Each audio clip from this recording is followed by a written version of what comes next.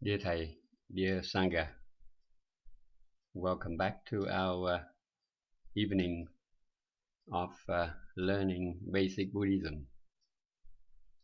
This time we will talk about one commentary of the evening's talks, which is part of the collection of Master Linji's work. The evening talks contain several collections, which is a dialogue between Master Linji and his students in the evenings. I chose one commentary to show you how complex it could be, so we have to be careful. In the commentaries of the evening talks, mostly they provide some ideas that can be used as a guide to our practice. This commentary number 10 talked about 4 ways to help people, or using Master Linji's language, it is mostly 4 arrangements to help people. In Vietnamese, tứ liệu giản or 4 phép độ người. The first arrangement is about removing the subject without removing the object. The subject here is our mind, and the object is the object of the mind. You will see in each arrangement, which is a different way of responding to a student. It depends on the situation and the level of practice of the student. Here, a monk asked, "What does it mean, dear teacher, to eliminate the person, but not the person's perceptions?" And the master replied, "The sun rises, making the earth an embroidery. The child's hair hangs down, white as silk thread." It is also translated in Vietnamese beautifully as "Nắng dậy gấm thêu đầy mặt đất, hài nhi tóc rủ bạc như tơ." Here, the teachers say we tend to focus on the object and call it a reality. We don't notice how our mind intervenes in our perception. In philosophy, this is called naive realism. We see the flower as an independent reality. The spring sunlight, flowers blooming, and green trees create a landscape that looks like embroidery. This is an object of perception, and it is a beautiful thing to focus on. Meanwhile, there's a little child playing in the sun, and his hair is like white silk. In ancient China, a child's hair was always black. So here, the master was pointing out that contradictions arise when we focus on the object without the subject. That is, we do not consider the role of our mind and just focus on what we see as the independent reality around us. There will be contradictions. How we are feeling determines how we see the world.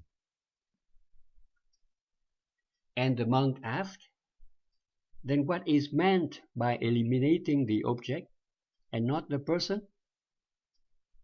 And the master replied, The king's commands are relayed to every part of the world.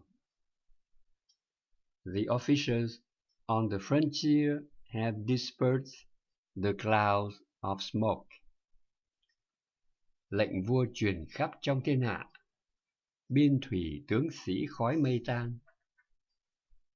Everything we see, feel, and hear is a manifestation of our consciousness. The things we see, hear, feel cause us to suffer, cause us to be carried away. However, they are not independent realities outside of us. They are created by our mind. With this arrangement, we come back to the mind in order to look at it and do not acknowledge the objects outside of the mind as real. We take the reality of the object away so that the person can return to his or her consciousness.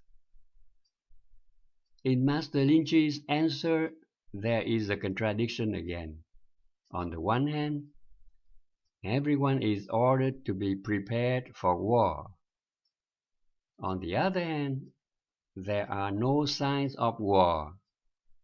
So to say that there is only the mind and there is no object of mind is also not correct. You cannot have the mind without having the object of mind. Mind and object of mind should arise together. Subject and object are inseparable. The monk asks, then what does it mean to eliminate both the person and the object? In this arrangement, both the subject and the object are removed. The master replied, the two districts of Bun and Fan are not in communication. The people are isolated in their own world. Master Linji here used another image of war and isolation in which contact had been cut off between two districts at the frontier.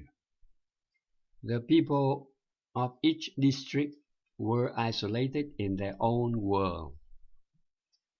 They could not send news or receive orders from the central government. In this third arrangement, both subject and object are removed. There can be no perception when the subject and the object of perception are not there.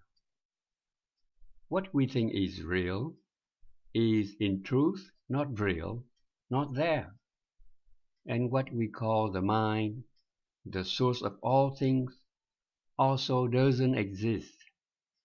How can there be mind without the objects of mind, the things? And how can there be objects of mind without the mind itself? So this definitely not a good state to be in permanently, isn't it? It was dangerous for the two districts to have no communication with each other.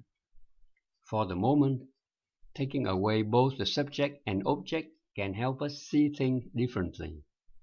An example of this is when we are entering a very deep meditation, a deep concentration called the state of no perception and no non-perception. After being in this concentration, we may be revived and see things more clearly. And the monk asked, what is meant by eliminating neither the person nor the object? In this case, both subject and object are active. The master replied, the king steps into the jewel palace. All men in the countryside are singing. This image evoked peace after a time of war.